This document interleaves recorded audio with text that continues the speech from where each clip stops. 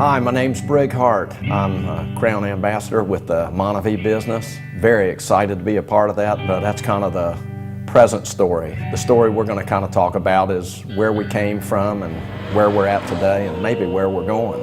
I was born and raised in DeLand, Florida, to the proud parents of my dad, Bob, and my mom, Cornelia Hart. My dad was a Stetson graduate. He had met my mom down there, and I was the second child at that point, born in '52, ways back there. Had an older brother. What followed were two other sisters. And my dad, more an entrepreneurial spirit, I guess, he went into business for himself as a builder. But growing up, Lita and I both were kids of working parents. They really did instill a tremendous work ethic in us because we were by no means abundantly blessed.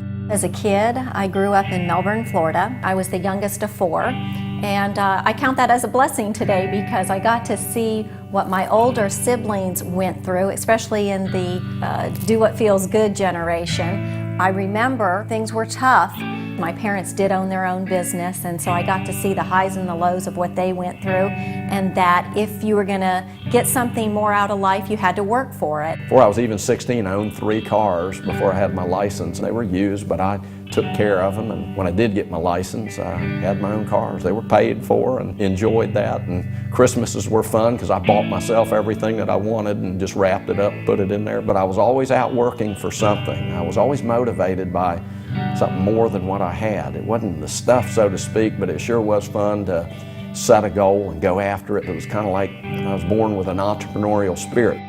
Brig Hart sees further out than anybody that I've ever met. I can remember one time talking to him in a room, and I finally had to stop him after about 5 or 10 minutes. I said, Brig, I said, you've told me more in 5 minutes than I can accomplish in about 20 years.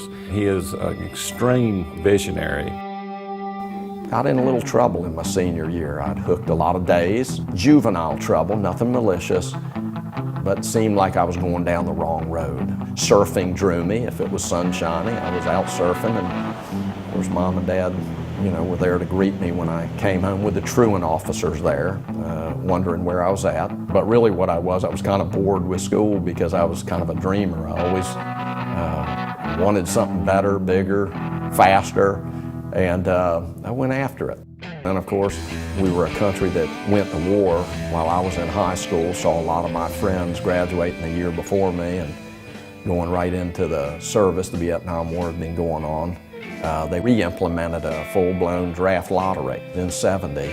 I'd also got in trouble, and I was thinking about maybe leaving the country. I wasn't excited about the Vietnam War and what happened to my friends, so I thought Canada was a good place to go. Started singing "Oh Canada," couldn't remember the words. That didn't work out for me. So they kind of packed me up and sent me off to Paris Island right out of school. They were not playing games. These were 17, 18, 19-year-old kids that were scared to death, and they were training us to do one thing, survive. And then they were shipping them off right to Vietnam. But one of the blessings for me was that as I was getting ready to be shipped off, they decided no more Marines to Vietnam. And I served the 2 years, 70, 71. I got 3 meritorious promotions. I actually fell in love with it. I felt pride for my country and heartbroken for my friends that didn't make it back, but taught me something. A lot of discipline. I won about everything that they put me up for. Any athletic thing they did, I won. And I applied myself because there was nothing else to do.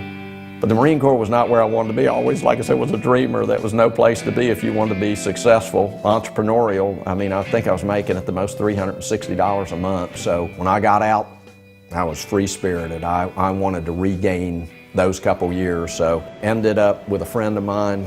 I think we had $350, and we literally toured the U.S. for about 2.5 months. Went out to the West Coast and surfed. Huntington Beach was one of my favorites, the pier out there, and just had a wonderful time. And I mean, we were sleeping in the van, we don't care. We were young and free, maybe a little naive. Working wasn't on my mind at this point, playing was, but I ended up, as money got low, ended up back here on the East Coast, back to Jacksonville Beach where I had roots. Bunked with my brother for a while. My brother and I used to talk in the evenings about what we loved doing, that was surfing. We said, what if we could make a living doing what we love doing? So we scrounged together some money, and believe it or not, we raised a little over $1,200 and opened up Hart Surf Shop. That was in '73. People thought we were nuts. And of course, everyone tells you can't make it doing something. And about 2.5, 3 years later, we opened another surf shop, expand our inventory, and David and I were little entrepreneurs. Hart Surf Shop was becoming pretty well known because we were surfers. We could relate in the water and sell them at night, and we would open anytime we could sell something, we'd open that shop up, which most of them wouldn't. They were 9 to 5 kind of thinkers, not David and I. We had to do what we had to do. So for 5 years we put in time, but in about 1978 the economy got tough. Gas prices went out the roof. 38 cents a gallon, we thought we'd never make it. And everything on a surfboard or skateboard was petroleum-based products, so it affected us in a major way. In 5 years, working 7 days a week, 8 to 18 hours a day to become free and build a dream and live the dream, we were broke. We were worse than broke, we were busted. To a point where I couldn't even pay an $18 light bill. We were living in the surf shop at that time. And I can remember in April of '78, I hit rock bottom and just slid into a state of depression. I couldn't seem to find a way out, didn't have any answers, didn't know how to turn it around. Started closing the surf shops. We were down to one surf shop. They were repossessing the one vehicle I had left. And anyway, I just figured out what the hey, life's been good, I'm out of here. And isn't it interesting, right about that time, a guy happened to talk to me about an opportunity to make some money. He invited me to a meeting. He told me, you know, wear business attire and show up, da-da-da. Well, long-haired hippie-type surfers don't wear business attire, so I didn't show up at the meeting. He realized that, so the very next day, he comes by the surf shop and asked me what happened. I just said, hey, Doug, you know, I ain't got no tie. You know, I didn't want to embarrass you or me. So over my little table in my surf shop, a little 40-watt bulb, he introduced me to something that would change my life. Drew a few circles. I'm not saying I understood anything he was talking about, but he showed me the industry of networking. I says, what's it going to take to get involved? And he told me what it was. It was $300 or $400, and I don't know what the deal was. I didn't have $18 to pay a light bill, so I asked Doug, he was an educated guy, I asked him if he'd be willing to take a check. And he did. Thank God for educated guys. He took a check and ordered all the stuff I needed. And believe it or not, I lost sleep for the next 3 days looking at that circle on a page replicated many times with everyone doing a little bit of business and then creating a big business. No overhead, no equipment, no inventory, employees. So 2 weeks, by the way, go by and Doug's calling me. He said, we got a problem, the check bounced. I said, well, duh. I didn't have $18 to pay a light bill. What do you think that check was going to do? So think about meager beginnings. I sold a wetsuit, TV, surfboard. That was my yard sale, and that was my entry into the industry of networking. They promoted the dream, and I wanted a dream of freedom and all that. I did not do well. My friends were not the type that were interested in that kind of a business. You wouldn't want those kind of guys in business with you anyway. So I was a failure, I guess. I didn't make it. But I didn't quit. I have been with Brig when he was reduced to a very small amount of material wealth, and yet his vision for his life catapulted him into his future to the point that, that you're not going to beat this guy down. He is a visionary. You give him a lemon, he's going to make lemonade. You give him an obstacle in life, he's going to see how he can spin that thing around to an advantage. What brought me into networking or looking at possibilities was a gal that I worked with had gotten involved in network marketing, and I was very intrigued by what she was telling me. I trusted her and her husband, so I went to their home, saw the opportunity, and wanted to get involved. And I knew that I wanted to be around people that were positive, that were upward mobile, that were going someplace in life. But interestingly enough, one of the guys had befriended me and told me, he said, I'd love to kind of help you, but there's some things you're going to have to change in your life, and the change got to come from the inside out. That gentleman introduced me to the Lord. He had shared scriptures with me and shared that, you know, I could have a new life if I were willing to surrender the one I got and give my life to Jesus Christ. Well, guess what? A major point in my life was that moment. He says, well, just bow your head. I'm going to introduce you to the Lord. And I asked him, and he said, close your eyes. And I said, well, what is he, a ghost? You're introduced? He said, kind of. And we prayed, and I prayed a simple prayer, received Christ. No big lightning bolts or anything, but I knew there was a change. I realized that I was looking at people as a way to use them to get me where I wanted to go. But by changing my heart and seeing things the way the Lord saw them, I saw people as just precious individuals the way He loved them. Since I love myself now, which I never did, I could love other people. So went out and started sharing it with a different perspective, seeing what I could do to help them. I just offered them what I had, the industry of networking, a chance to build a dream. If they were willing to work and had the right attitude, this was just a vehicle. It's interesting. In the next year and 3 months, I made 10 times more money than I made in my full-time job, part-time. All of a sudden, this entrepreneurial thing kicked in, and man, I had a dream beyond where I was at. I felt like the world was at the end of my hand. I could do anything I wanted to if I was willing to help enough other people get what they wanted. Started reading good books and listening, and started realizing I was formulating, I was becoming a different person by what I was exposing myself to. People, books, what I was listening to. Boy, did things change for me. I met my wife at a business opportunity meeting and fell in love immediately. So networking does have its benefits. At the Orlando event where I met Brig, it was so funny. I had heard his name and people were talking about, oh, you got to meet this person, but I didn't ever think at that point that, I would have the opportunity to meet this person that they were building up. Of course, in those days, they had all the single women stand up, and the same thing with the gentlemen, kind of a matchmaking there. So at that particular event, I guess he must have noticed me. I was right, close to the front row, and we exchanged business cards, and I think our first date was a meeting, but we went to dinner prior to the meeting, and that's how we kind of got to know each other. As soon as I met her and got to know her heart, I had a list anyway of what I was looking for. She met the list, so within 4.5 months we were married. We're finishing up 26 years, going on 27 now, and it's been marvelous. If I met her again today, I'd remarry her. I love the fact that Rita is opposite of Brig, and that is how a lot of marriages are. But Rita is very detail-oriented. That's not Brig's thing. Brig is the visionary, and she's very practical. She's a great mom. She loves her kids. She's a lot of fun, and yet there's places where she's pretty strong and tough.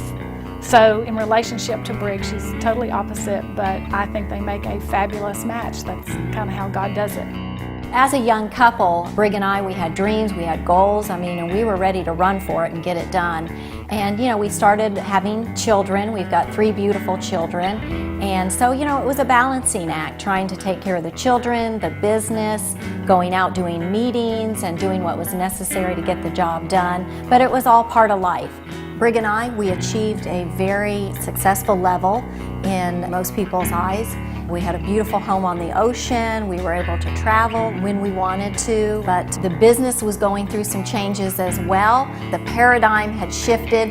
The internet and the way people do business had started to change as well. So Brig and I saw that, took note, and started to look at other options to reach our goals. So liquid nutritional beverages seemed to be the buzz in networking anyway. I'm not an internet guy, so my kids went on, we Googled liquid fruits, pureed, 10,000 of them. I'm not good at researching either, so I hired a guy actually to go through all 10,000 of those hits, found me 4, and this led me to what I'd consider to be a divine appointment. We were researching the functional beverage market, and we're looking at liquid vitamin companies, looking at different products in that category, different manufacturers.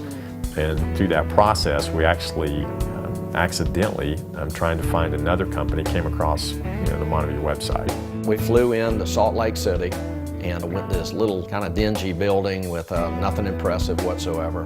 And then there was this guy we met, Dallin Larson. First time I'd ever laid eyes on him, first time I ever met him, first time I ever talked to him. Let me drink his product, pleasantly surprised, it was delicious. Then he took me on a little tour, told me a little bit about the product. I heard enough about acai. I said, there's something to this. First of all, we fell in love with Dallin Larson. What a man of character. And it just seemed like God had a divine appointment with us. We had so much we wanted to do that was so common. And I made a statement to him. I said, if the anointing of God is still on my life, then I'll go back home and you'll be a blessed business. If not, you'll never hear from me again. Don't worry, I'll just drink the product. Well, I came back, handed 7 bottles to my neighbors as housewarming gifts. Welcome to the neighborhood. Here's to a happier, healthier, more prosperous life from me to you, Montevideo. Those 7 people in 1 week and 1 bottle came to my house, sounded like a Benny Hinn healing crusade. I got excited. Well, they asked me if I'd present this to their friends, and I said, well, I guess. I don't know what to do, but we had this story DVD and we had the drink, so we said, let's host a tasting party. So, bottom line of networking is exposing new people to the product and the program, so that's what we did. When he found Montevideo, he's the first one that really saw it, and he took off. He called me, and in 10 seconds, he had me in the business. I mean, I was in. I was sold. Well, first year in business, 1 product, 1 little group in Florida, just doing tasting parties. Those 7 people turned into 26 the next week, turned into 68, and turned into 127 people. We grew the business at a phenomenal rate. I'm not sure how many millions we created, but we started with 1 case, 2 case, and 2 people, turned into 4, and 4 into 8 and 16. We got to the point where we were putting thousands of people in every week. In '05, when we started our Montevideo business, we knew we had to take juice with us, and when it didn't fit in the trunk, of course, we went for the next size. We went ahead and got us a little Hummer, realized the seats went down, filled that puppy up, and continued to do tastings until even that wouldn't make it happen. The more we hosted tasting party, the more people came in. So, our first trailer, we figured, you know, the juice trailer, we went ahead and invested in this big boy, and people kind of laughed at us coming up to their meetings, but nobody left without juice. But this one grew to a much larger size, and then it grew to a much larger truck and much larger trailer, and now we got tractors and trailers, we got buses and trailers, but this is where it all began, my baby. I ain't gonna get rid of her. And so we started out on a very small, home-based business, and we still do that today. That's the basis of what builds this business, is one-on-ones and home tasting parties. We signed every one of them up, whether they were a drinker or a builder, and we had exponential growth by the end of the first year. Well, there was 1 black diamond, 3 diamonds, and there was no black diamond level. So we created it. Dallin and Henry, and we sat down and talked about the higher levels, and we decided if I'm doing 10 times more than all the diamonds I broke, maybe I ought to be at a different level. So we were black diamond, black Mercedes delivered the ring, and the new club, the new trips. Second year in business, exciting, because my excitement comes from helping someone else. Broke 17 black diamonds and 127 diamonds. Evidently something was working, the product was growing. I mean, nutritional beverage market's hot. The acai berry is in the news, where people were coming from all over the country to come to our tasting parties here. So in the 3rd year, really interesting, everyone helping each other. Now we're strategically building the business. The rewards are out the roof. The new levels are established, blue, black, and beyond. We broke 33 black diamonds in all of Montevideo and 333 diamonds. This was exciting. Never before in the history of network marketing had anyone ever achieved this in this time period. Friends are helping friends, so we're connected. We made it through, even '08. Tough time, but we grew. Over 40 black diamonds and over 400 diamonds, and now a $1 billion company. Brig Hart has vision. I asked him 2 years ago what he saw in this for this business, and what he told me 2 years ago is actually happening now. Rita and I went through all the ranks in those 4 years, created each of those levels, Black, Royal, Presidential, Imperial, and Crown. Now going into the 5th year, Rita and I aren't done yet. We want to go further. We want to help people because people have a dream. People want something more. People have adopted our culture that we don't want to be the best business in the world. We want to be the best business for the world. You know, we're just ready to touch one person at a time, one family at a time, one city at a time, one state at a time, one country at a time, and then the world. We're just looking for other people that are willing to fight for something more in life and to achieve their dreams, their goals. So let's make it happen. It'll be the best thing you ever do for your life. God bless.